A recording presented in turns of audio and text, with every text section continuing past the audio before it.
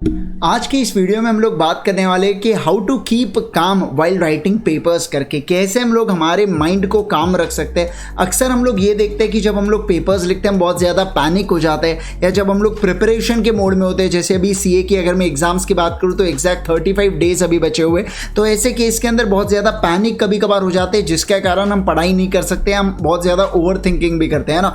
तो ये same state कई बार ऐसा हो जाता है कि पेपर के अंदर भी आ जाते हैं। वो जो 3 आवर्स होते हैं वो बहुत ज़्यादा क्रूशियल होते हैं, और उस चीज़ के कारण क्या हो जाता है कि बहुत ज़्यादा हमको एंजाइटी फील होती है, या अजीब सा पैनिक सिचुएशन क्रिएट हो जाता है। आपके साथ भी हुआ होगा, मेरे साथ भी हुआ है, तो इसलिए मैं जानता हूँ कि मतलब कैसे उसको कंट्रोल हम लोग कर सकते हैं, कैसे हम लोग चीज़ों को मैनेज कर सकते हैं। तो चलिए वीडियो की शुरुआत करेंगे एकदम ज़बरदस्त तरीके से। आपको मैं पहले ही बता दूं कि मैं इसके अंदर मेडिटेशन करो, योगा करो, मैं वो सब चीज़ें नहीं बताऊंगा, क्योंकि वो सब चीज़ें मैंने ही नहीं किया था, तो मैं उसके बारे में आपको कैसे बता सकता हूँ, है ना। तो चलिए मैं अगर बात करूँ आपके साथ, सबसे पहला प्रैक्टिस। मैं अगर एक बात बताऊँ आपको, तो जितनी ज़्यादा आप प्रैक्टिस घर पे करके जाएंगे उतना ज़्यादा बेटर चीज़ आपके साथ वहाँ पे आप बढ़िया तरीके से चीज़ें कर पाएंगे। जैसे मैं एग्जाम्पल अगर बात करूँ, मान लीजिए अगर आप अकाउंट्स को सॉल्व नहीं करते हैं घर पे, तो क्या होगा, वहाँ पे आप कोई ना कोई ऐसे पॉइंट के ऊपर आके रुक जाएंगे और उसके बाद आप आगे बढ़ नहीं पाएंगे। और वो चीज़ के कारण क्या होता है, फिर अपन एकदम पैनिक वाले मोड में आते हैं कि अब क्या करूँ करके, ये क्वेश्चन हो नहीं रहा,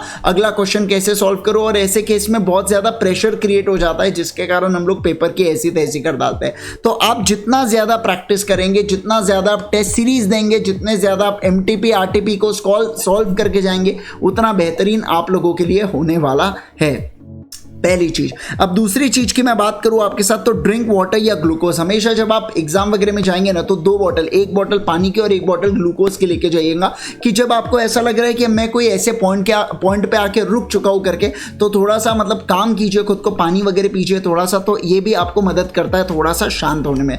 तीसरी अगर मैं बात करूं, कैलकुलेट कीजिए। अब देखो ये वाली जो चीज़ है ना, ये मैं ऑप्शनल कहूँगा आप लोगों के साथ। मैं ऐसी चीज़ करता था यार, क्योंकि मुझे इससे मोटिवेशन मिल जाता था पेपर के शुरुआत में। मैं ना बेटा कैलकुलेट कर रहा था, you marks you are 100% sure about करके। मतलब जब मैं पेपर्स को हम लोग देखते हैं ना 15 मिनट में, तो मैं कैलकुलेट कर लेता था कि इतने मार्क्स का तो मुझे पेपर बन रहा है। जैसे कि मान लीजिए 70 to 80 मार्क्स का पेपर शॉर्ट मुझे जम रहा है, तो ऐसे केस में मुझे बहुत ज़्यादा कॉन्फिडेंस फील होता था। तो एक बार अगर मैं कॉन्फिडेंट हूँ और मैं पेपर लिख रहा हूँ और एक आधा क्वेश्चन मान लीजिए मुझे नहीं भी जम रहा है, तो मुझे पता है कि 70 to 80 मार्क्स के बीच में मुझे बहुत बढ़िया तरीके से पेपर जम रहा है, तो मैं फेल तो नहीं हो रहा हूँ, 40 मार्क्स तो मुझे मिनिमम मिल ही रहे करके ये श्योर हो जाता हूँ। अब अगली जंग ये होती है कि उसको 60 तक या 60 के ऊपर कैसे पहुंचाया जाए, या अपना बेस्ट चीज कैसे दे, वो अलग बात है। लेकिन एक मिनिमम जो लेवल वाला कॉन्फिडेंस होता है ना, वो आपको मिल जाता है, और वो आपको अल्टीमेटली बूस्ट करता है फिर बाकी चीजों में भी। उसके बाद 4th पॉइंट की बात करूं मैं आपके साथ, थिंक।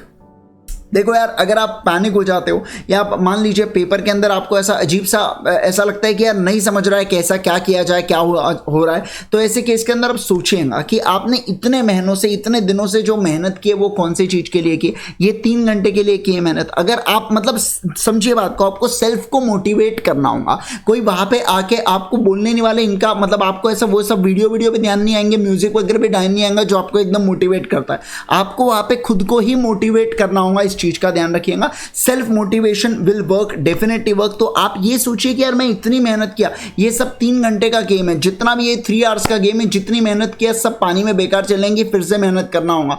तो आपको ये जब आप सोचोगे तो अच्छा, आपको ऐसा थोड़ा कॉन्फिडेंट फील होता है। मैं आपके साथ एक इनसाइट शेयर करूंगा कि जब मेरा सीए फाइनल का लॉ का पेपर था, ऐसा ही कुछ मेरे साथ हो रहा था कि मैं एक मतलब 1.5 आवर्स के बाद मैं एकदम रुक गया था। मुझे समझ नहीं रहा था मैं करूं क्या पेपर के अंदर, मतलब मुझे आइडिया ही नहीं लग रहा था क्या लिखूं क्या नहीं लिखूं। थोड़ा सा जनरल पेपर आया था, और सबके साथ ही कुछ वैसा ही एग्जाम माहौल में समझ जाता है ना आजू बाजू के साथ क्या हो रहा है, मतलब उन लोगों के साथ क्या हो रहा है। तो ऐसे केस के अंदर क्या हुआ, तो फिर मैंने सोचा कि यार देखो अपन ने अभी तक, अब जो अपन ने पढ़ा है, जितना याद आ रहा है उतना लिख दिया। अब अपने पास 1.5 आवर्स है, अब जो भी करना है ये 1.5 आवर्स में करना है, यही डिसाइड करेंगे एक तो मेरे नाम के आगे सीए लग रहा है या नहीं लग रहा है करके। तो ऐसा खुद को थोड़ा सा अपने को चार्ज अप करना पड़ता है। एंड एक बार लेकिन अगर आप चार्ज अप हो जाते हो, तो देन फिर उसके बाद आप क्या कर सकते हो, देन फिर उसके बाद आप बढ़िया तरीके से मतलब आगे बढ़ सकते हैं। तो थोड़ा सा सेल्फ मोटिवेट आपको करना होता है। 5th वाली चीज, do not waste time on one question. मतलब क्या कि मान लीजिए आप कोई क्वेश्चन में रुक गए, आप जिद पकड़ लेते, अब तो क्वेश्चन को सॉल्व करके ही बताता, देखता हूं मेरे को ऐसे कैसे रुकता है ये क्वेश्चन को सॉल्व करने से।